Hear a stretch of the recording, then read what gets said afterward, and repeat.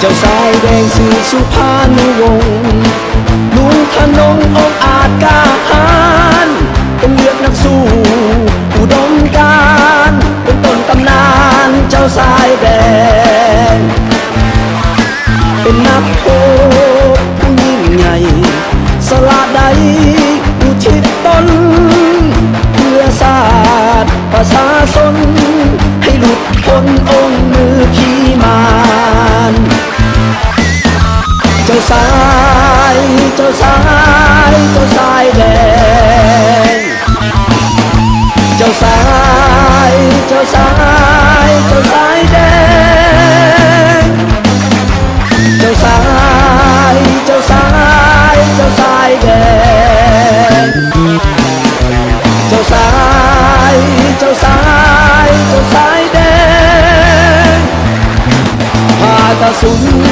แสนหาศัตรูวังฆ่าหมอดสีวังให้กุโอนเข็น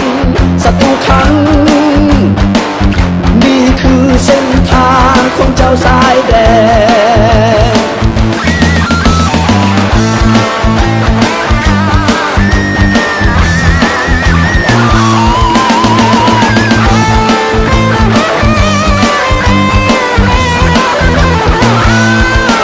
จะทวนไฟ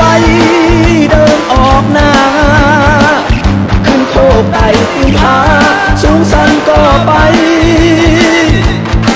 เอาความแค้นบวกน้ำตาเพื่อให้ได้มาประชาธิปไตยดันโอท่าแขก21 มีนามีทั้งน้ำตาและความตายเมืองท่าแขกลุกเป็นแปลวไฟสงครามจะหายฝากชีวิตไปให้ความเป็นธรรม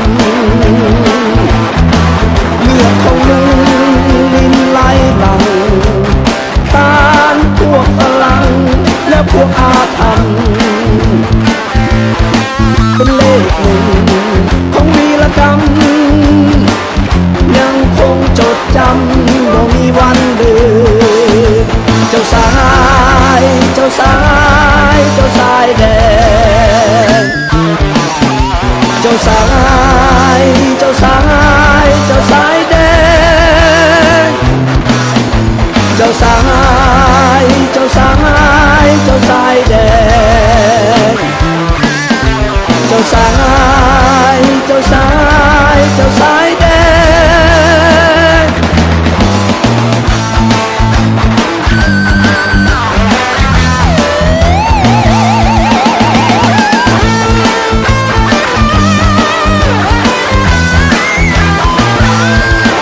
เจ้าสายแดงสื่อสุภานุวงศ์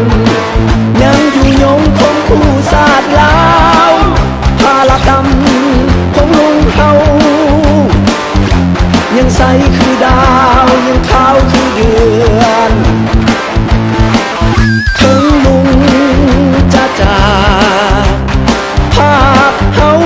ไปลุงยังบ่ตายจากใจเขาวีรกรรมยังเป็นตำนานใส่หุงตาการบ่มีวันตาย